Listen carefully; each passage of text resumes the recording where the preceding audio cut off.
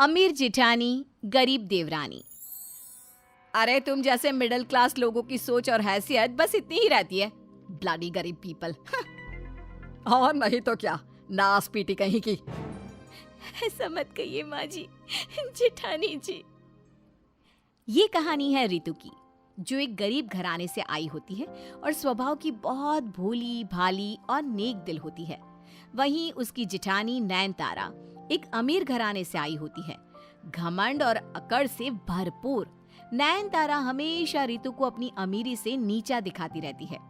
सास वर्षा नयनतारा के अमीर होने के कारण सिर्फ उसी के गुणगान गाती रहती है और रितु बहू से ठीक से पेश नहीं आती। चलिए अब देखते हैं कि कैसी है ये अमीर जिठानी और गरीब देवरानी की जीवन कहानी।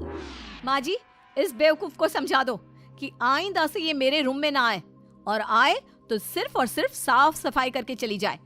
ऐसे गरीब लोगों का क्या भरोसा, ये कभी भी चोरी चकारी कर सकती है, इसका कोई अंदाजा नहीं।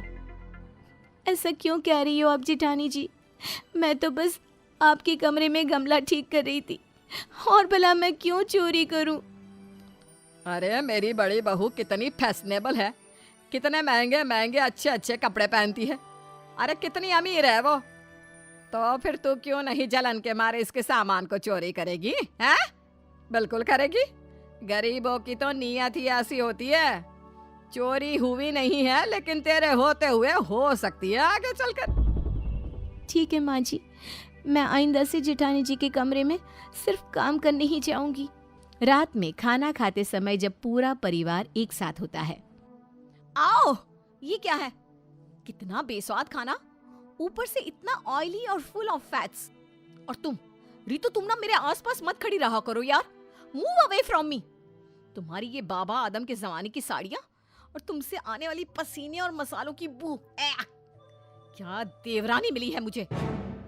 तभी रितु का पति पीयूष बोलता है, भाभी, आप रितु से ऐसे बात नहीं कर सकती। भाई समझाइए ना भाभी को, प्लीज। नयनतारा का पति यश कहता है, सही तो कह रही है नयनतारा। और पीयूष, तू तो ना चुप ही रहा कर। अगर तुम दोनों मियाँ बीवी को इतनी ही दिक्कत है मेरी बीवी नयनतारा से, तो फिर तुम दोनों के लिए दरवाजे खुले हैं। नयनतारा मन ही मन हंसती है। वहीं रितु और पीयूष दोनों को भी यश और नयनतारा की बातों का बहुत बुरा लगता है, और पीयूष अपने बड़े भाई यश को कुछ नहीं कह पाता। अगले दिन जब नयनतारा की अमीर सहेलियां उसकी ससुराल आती है तब, वाह यार नयनतारा, तू तो शादी के बाद और भी खूबसूरत लग रही है। क्या ग्लो आ गया है तेरे चेहरे पे। सच में तू तो हर चीज में लकी है। Whatever। अब जब भगवान ने इतना खूबसूरत और इतना रिच बनाया है तो मैं क्या करूं? क्यों माँ जी? हाँ बहू, अरे मैं तो खुद को भाग्यवान मानती हूँ कि मुझे नयनतारा जैसी बहू मिली है। सीरियसली आंटी जी, आपकी भी ज्वेलरी और साड़ियाँ और फैशन सेंस काफी अमेजिंग लग रहा है। अरे आखिर सास किसकी है? तभी वहां पर ट्रे में सबके लिए शरबत लिए रितु आती है। रितु को देखकर वर्षा और नयनतारा मुंह बनाती हैं। अरे नयनतारा, ये कौन है? तेरी देवरानी? No no no no no, ये कैसे मेरी देवरानी हो सकती है? Are you out of your mind और व्हाट? ये तो हमारे घर की नौकरानी है, कादम्बरी। हाँ हाँ, ये हमारे घर की नौकरानी है। ओह कादम्बरी, क्या तुम मेरा थोड़ा सा सर दबा दोगी? फटा जा रहा है कब से। ये सब सुनकर और देखकर रितु की आंखें भर आती है और उसके मन को बहुत ज्यादा ठेस पहुंचती है। दबाएगी ना? क्यों कादम्बरी, दबाओगी ना सर? नयनतारा और वर्षा रितु को उस सहेली का सर दबाने के लिए कहते हैं। उनके जाने के बाद रितु खूब रोती है। अरे कल मुही, अब ये तेरा रोना धोना बंद कर और जा जाकर स्टोर रूम की सफाई कर और शाम के खाने की तैयारी कर। माँ जी, मैं पार्लर जा रही हूँ। मेरे आने पे मुझे ग्रीन टी बनी बनाई चाहिए, समझी? हाँ हाँ बड़ी बहू, बन जाएगी, फिक्र ना कर। नयनतारा घर का कोई भी काम नहीं करती, वो तो बस आदेश ही देती रहती। उसकी सास वर्षा तक उसके आदेशों का पालन करती रहती। घर का पूरा काम सिर्फ रितु ही करती। एक बार नयनतारा को एक शादी अटेंड करने जाना होता है और उसने अपना महंगा डिजाइनर लहंगा बाहर सोफे पे रखा होता है और तभी रितु वहां पर साफ सफाई कर रही होती है। अचानक से सारा गंदा पानी लहंगे पे गिर जाता है और पूरा लहंगा खराब हो जाता है। जब वर्षा और नयनतारा ये देखते हैं तब मानो प्रलय आ जाता है।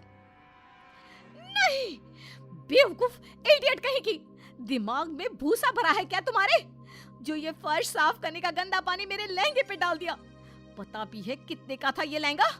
पूरे 80,000 का। देखे भी है कभी 80,000 रुपए?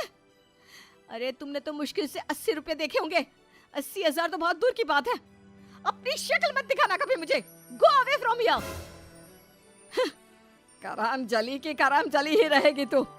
जब से आई है इस घर में अपने अशुभ चरण लेकर, बस मेरी बड़ी बहू नयनतारा का जीना दुश्वार कर दिया है। न जाने मेरे पीयूष पर क्या जादू कर दिया है इसने, जो वो तुझ जैसी गरीब घराने की लड़की से शादी कर बैठा।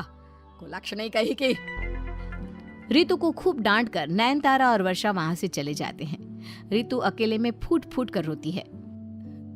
मैंने जानबूझ के तो नहीं किया था ना, मेरी क्या गलती है? यही कि मैं एक गरीब घराने से हूँ।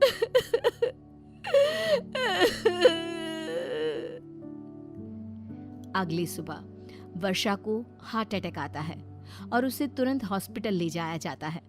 नयनतारा घर से गायब ही रहती है। ऋतु, पीयूष, नयनतारा कहाँ गायब हो गई है? सुबह से कमरे से गायब है। पता नहीं जेठ जी। डॉक्टर हॉस्पिटल रूम से बाहर आकर कहते हैं, अच्छा हुआ आप वर्षा जी को तुरंत ही हॉस्पिटल ले आए। अगर देर हो जाती तो बहुत बड़ी मुसीबत हो जाती, शायद उनकी जान भी जोखिम में जा सकती थी। अब आप 50,000 रुपये हॉस्पिटल में जमा कर दीजिए, हम कल तक वर्षा जी को डिस्चार्ज दे देंगे। लेकिन जब रितु, पीयूष और यश घर जाकर सारी अलमारियां खोलते हैं तो वो लोग ये देखकर हैरान होते हैं कि सारी तिजोरियां खाली हैं। तभी घर में पड़ोसन आती है। हे भगवान, आपके घर की बड़ी बहू यानी नयनतारा के कांड को सुनकर आप सबको बहुत बुरा लगेगा, लेकिन वो नयनतारा और उसके मायके वाले थे ही ऐसे। क्या मतलब? अब कहना क्या चाहती हो काकी? अरे बेटा, तुम्हें पता नहीं क्या, पूरे मोहल्ले में खबर फैल गई है। अरे यश बेटा, तुम्हारी बीवी जो थी ना, वो चोरनी थी। क्या? ये अब कैसी बिना सर पैर की बातें कर रही हैं काकी? भूलिए मत, वो मेरी जिठानी जी हैं। हाँ तो वही तो कह रही हूँ जो सच है, कि तेरी अमीर जेठानी अमीर नहीं थी। उसने और उसके डॉन पिताजी ने कई लोगों के पैसों का झोल किया और घपला करके भाग गए हैं कहीं पे। पुलिस उनकी तलाश कर रही है। इसका मतलब सभी तिजोरियों में से गहने, जेवरात और पैसे नयनतारा भाभी चोरी करके ले गई। हाँ पीयूष बेटा, धोखा दे गई वो तुम सबको। उसके पिताजी जो एक डॉन थे, उन्होंने भी कई मासूम और गरीब लोगों की जान ली और पैसे हड़प लिए हैं। उसके पापा तो जब रिश्ता लेकर आए थे तभी बहुत शांत और सुलझे हुए आदमी बनकर आए थे। इतना बड़ा धोखा? नहीं, मैं उस नयनतारा को छोड़ूंगा नहीं। अब हम अस्पताल के लिए 50,000 कहाँ से लाएंगे? मैंने चिल्लर चिल्लर करके 2 साल से जोड़े हुए पैसे हैं, चावल के डब्बे में रखे हैं। उनको मिला के तकरीबन 20-25 हज़ार तक जुड़ जाएंगे और बचे हुए मेरे पुश्तैनी गहने और पायल को गिरवी रखकर बाकी के पैसे भी हो जाएंगे। थैंक यू रितु, तुम सच में बहुत दिलदार और अच्छी हो। इस तरह गरीब रितु अपने पैसों को वर्षा के लिए हॉस्पिटल में देती है और जब वर्षा ठीक होकर घर आती है तब क्या? ये आप क्या बोल रही हो माँ? नयनतारा ने आपको जान से मारने की कोशिश की, जिसके बाद आपको हार्ट अटैक आया? हाँ यश बेटा, सुबह 5 बजे ही वो सब चोरी करके भाग गई और इस बात को देखकर मुझे बहुत धक्का लगा था। लेकिन रितु बहू, तूने आज साबित कर दिया कि तू कितनी अमीर है। इंसान की अमीरी उसके पैसों से नहीं, उसके दिल से, उसके मन से देखी और परखी जानी चाहिए। धन्यवाद रितु बहू, और सारी भी माफ कर दे मुझे बेटा। मैंने उस कल मुही नयनतारा के झांसे में आकर तेरे साथ कितना बुरा बर्ताव किया। गले लग जा मेरी बेटी।